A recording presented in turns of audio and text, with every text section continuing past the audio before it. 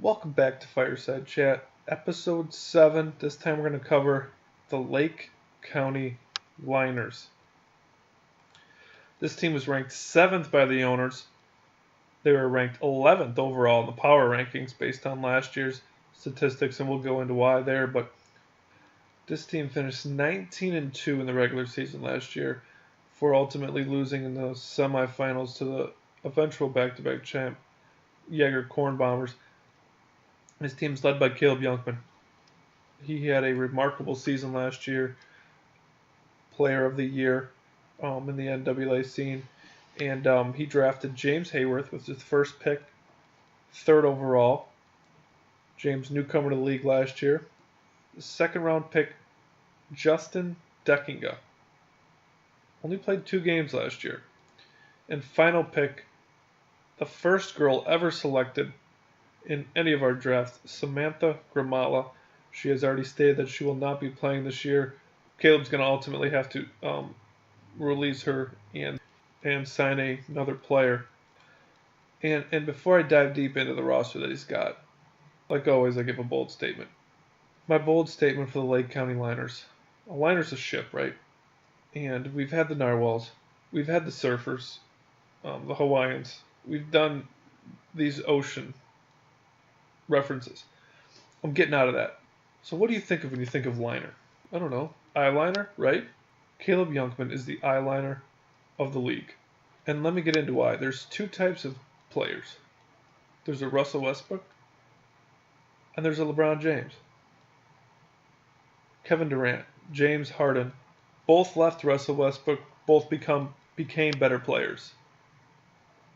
Paul George, Carmelo Anthony come to Russell Westbrook, become worse. There's a Russell Westbrook type player.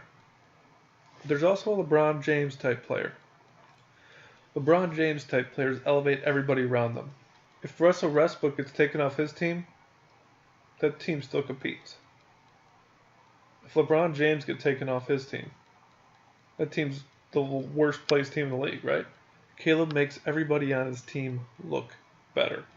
The Sultans of Soy, team led by Robbie Zanstra, made it all the way to the championship with very poor ownership. A 2015 Fantastic Four won the championship with Nathan Zaidema and Matt Dykstra, who at that point Matt Dykstra had played 2 games that season. The question is, this new team that he's got, it's going to need a lot of makeup. It's going to need a lot of eyeliner. Can he be a cover girl? Can he be a Revlon? Or is he going to be a Kim Kardashian Urban Decay? Is this team going to decay? On paper, this team looks ugly. Justin Deckinga, 2 games played, we got nothing on him. James Hayworth, an unproven player that seems to have some potential. And obviously, the number 4 slot that we don't even know. But one thing's for sure. The best makeup artist is on this team. How well can he hide the flaws? And keep the rain away, because you don't want that makeup washing off. Let's dive into the roster. Caleb Jonkman. If you don't know who this guy is at this point, you don't know the league. 3-time MVP. Won as Mr. Leroy last year. 2015 champion. Won Player of the Year in the NWA scene last year. He has 125 home runs, next closest 92. 239 ribbies, next closest 174. 223 runs scored, next closest 152. Career .578, batting average 1.326, slugging percentage in 71 games, accommodating a total of 561 at-bats. Then I can dive into his pitching numbers: 297 Ks in 129 innings, a 1.86 ERA, 27-3 record. We can go on and on about his stats. We know who he is. The question is, who does he have to work with this year? Let's go into Justin Deckinga. Former baseball player. Didn't show in his 2 games. There was some claims that he could have been a little bit injured in those 2 games, but I digress. He had 10 at-bats, 1 hit. He pitched 2 innings, gave up 4 homers, had 1 K. This is a huge gamble. And Grant Reinhardt was available in this pick, and It was kind of a shock that he didn't take him. Grant's been a 4-year player, experienced, not the greatest pitcher, but can be, and I feel like Caleb could put enough makeup on Grant's pitching to make him look good. And I asked him why. Why not Grant? He said I was going to pick Grant. But when thinking about options of players, Deckinga has more potential than Grant, and I would rather have more cap to work with than have to drop Grant during the season and upset chemistry. Some good points there. We know what Grant is. We know his high. We know his low. Deckinga we don't. It's a risk. We'll see how it plays out, but it's a very high risk. And with Grimala being gone, he's got to find a fourth player within that cap, and Justin's cap was way lower. But let's talk about the one player that he's only going to keep on his roster, and that's James Hayworth. When I see James, I see a 2017 Austin Warner. That's who I see. A guy who has a decent amount of potential, could be good, and put in the right system and getting taught right, could be a very good player. James didn't seem to show a lot of power. Only had 1 homer and 38 at bats, and only had a .211 batting average, which needs to improve. Caleb saw some potential in his pitching. Only a 6.75 ERA, a 3.68 opponent's batting averages, which is pretty good, and 9 Ks in 8 innings pitched. Most likely he's going to be the number 2 for the team. And there's a lot of pressure on James this year. A lot of pressure on James, and with the Liners being one of the most recognized teams, I think that will be this year, but Caleb's the most recognized player. People are going to want to watch him. And when you got him being watched and you're the number 2 guy, you're going to be watched. And a lot of film is going to be on Hayworth this year. A lot of people are going to watch a lot of film on him, see who he is, see his strengths, weaknesses, and he's got to come out and be good. He's got to come out and be good. The rest of the league gave these 2 nicknames. Justin Deckinga and James Hayworth, they gave him nicknames. Traffic cones.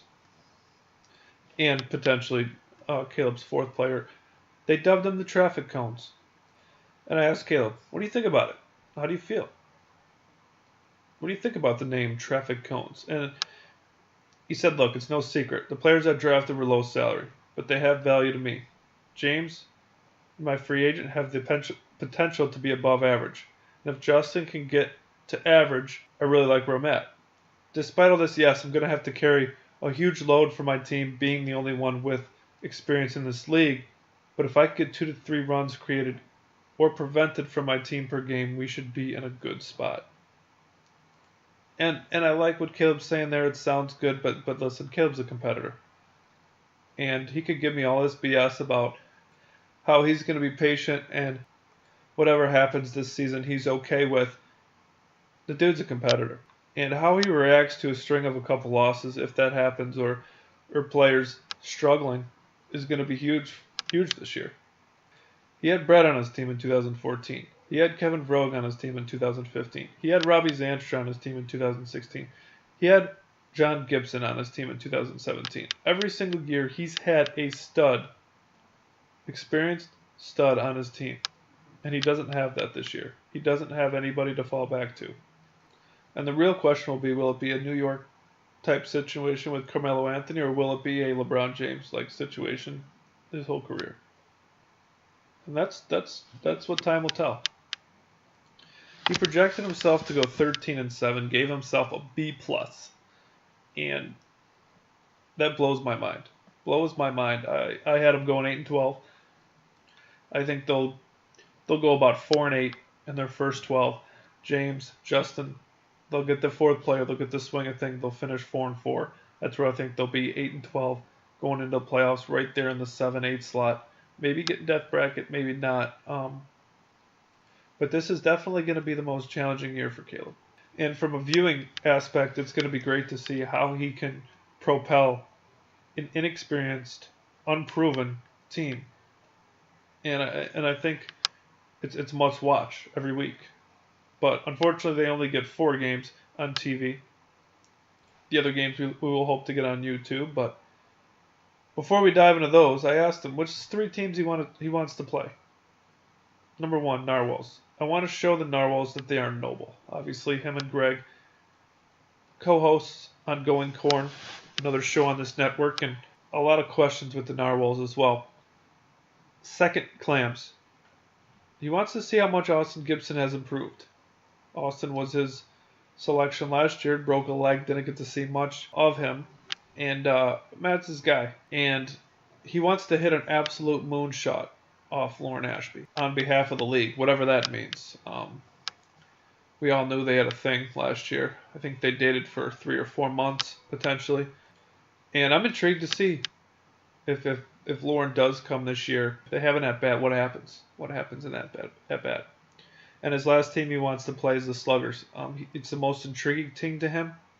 And he wants to see how much Eric can lead away from being with his brother, which a lot of people do think could be some concerns there. We'll get to see this Niners team first May 16 on Facebook, 7:30 p.m. They're going to face the Diamond Dusters with Jared Jonkman on the mic. It's going to be very interesting. His brother will be broadcasting that game. Then again the week after, the 23rd, up against the Leroy Truckers, Tim Wilcher's team. That'll be a very animated game, and Matt Dykstra will be on the mic for that, so another great commentator. June 6th against the Squint Sluggers, a team that he's interested in playing. Austin Warner on the mic, and then his final matchup, we will see him June 20 against the Narwhals, and that highly anticipated matchup as well with Jordan Moselle on the mic. And then May 30, we'll get to see him, and I'm hoping he does James one week and Justin the other week. We'll get to see him on the mic, get to hear the perspective of the lead through Caleb on that Hawaiians Clams matchup, as well as July 11, Sliders Badgers, and the best rivalry I think in the sport is Sliders Badgers, and he'll be on the mic for that game as well. Be sure to check out his team page. Go to LeroyWiffle.com, click Teams, search for the Lake County Liners, black logo. I love the logo. Click that logo. You go to his team page, get to see his schedule, players, and then some franchise history. Make sure to follow him on Twitter at LakeCTY Liners. But the thing is, we've all seen the Cover Girl commercials. And I want you to picture Caleb. And I want you to picture him giving a little turn of the head, hair flopping around, whispering Cover Girl. Will that be the Liners? We don't know. Tune in. Tune in and find all your info at LeroyWiffle.com. Next episode, Backdoor Sliders. We're going to go over that team. And until next time, make sure to keep on trucking.